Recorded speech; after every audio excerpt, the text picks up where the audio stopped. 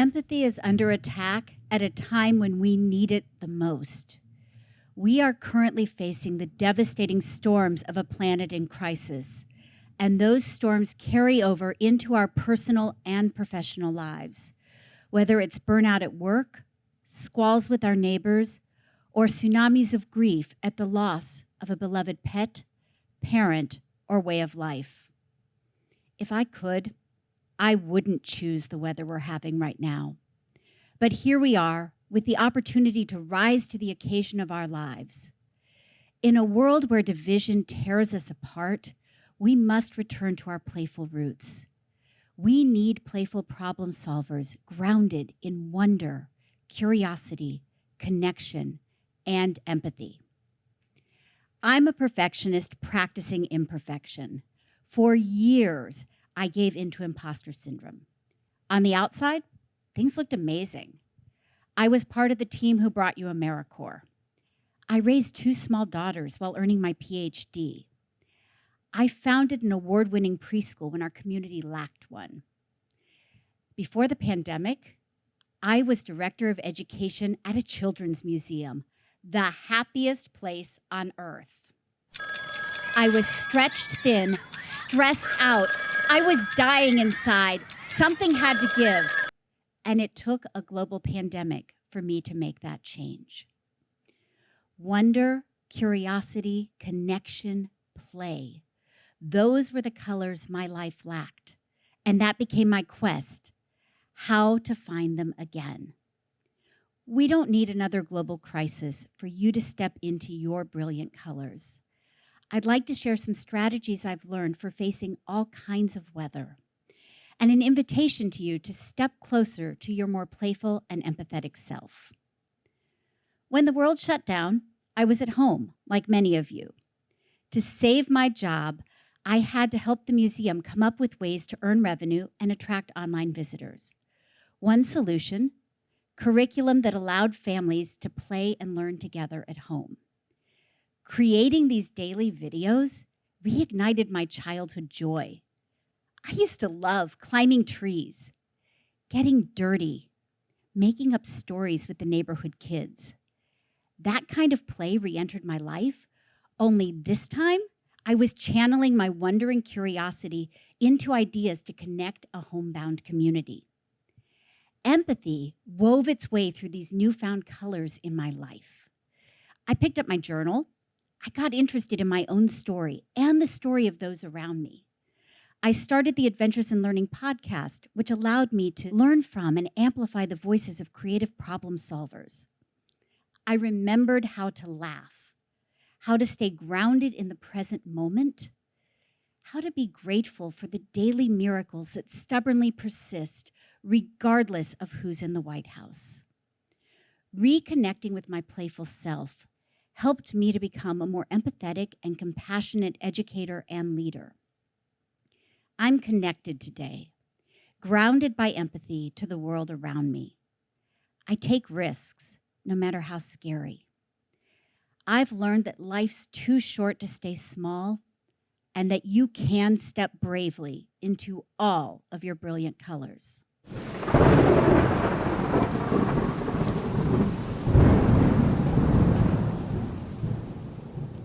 When we face the storms of life, we need protection. We can put on our coats of many colors. Just as no two people are alike, neither are our coats.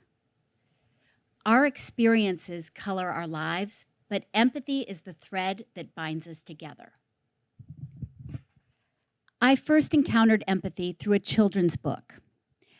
I was 5 years old, and my world had been rocked by a brand new baby sister. My book friend also had a brand new baby sister. We both lived in apartments, we both had funny-looking dogs, and we both had dads who stepped in to fix our hurt. We were so alike, my book friend and I. We were practically twins. Peter and my dad threaded the needle of empathy and put the first golden stitches into the coat I wear to protect me from life's storms. Through our shared experiences, I learned what it's like to be on the outside, and how good it feels to be genuinely seen. That lesson stuck because the desire to welcome, to learn, to listen, to see stayed with me. Thanks to Peter, I had early role models to help me understand that while we may look different on the outside and have different cultural experiences, we share the same fundamental big feelings.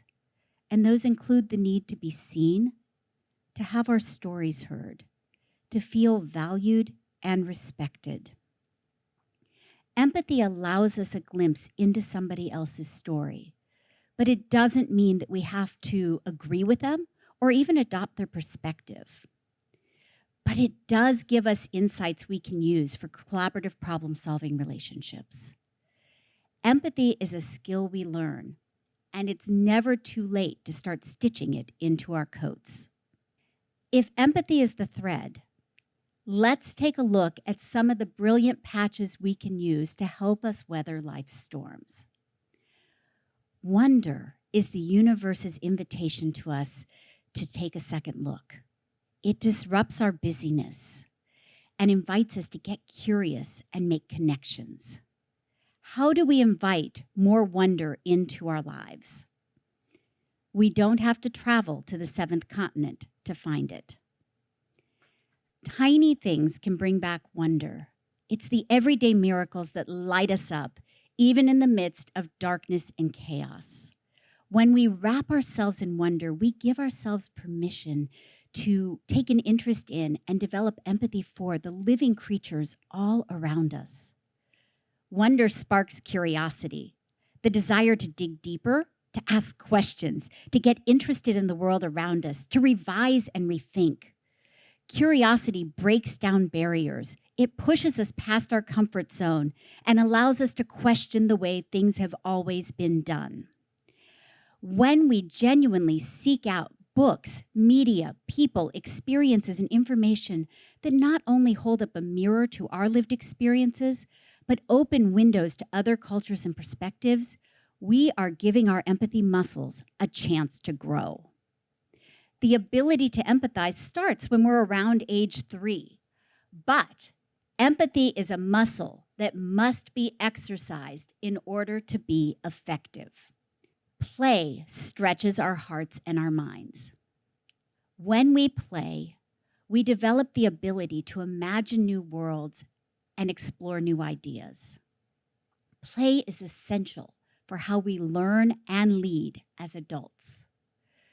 When we're afraid to play, worried about what other people think, anxious about failure, we stay small.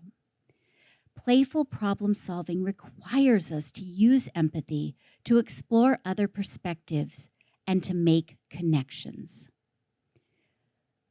We are interconnected to everything else on the planet. The things that we think, say, and do have an impact on everyone else. When we make connections, we use empathy to build welcoming, collaborative communities of creative problem solvers where all people are welcomed and seen for the ideas, perspectives, and skills that they bring to the table. Empathy is under attack, but we can protect it. The more we practice stitching empathy into our coats, the less likely we are to live in fear or to actively harm others. Join me in cultivating a culture of empathy where we stomp through the puddles of life with joy, face the storms head on, and work together to creatively solve the planet's problems. Now grab your needle and thread.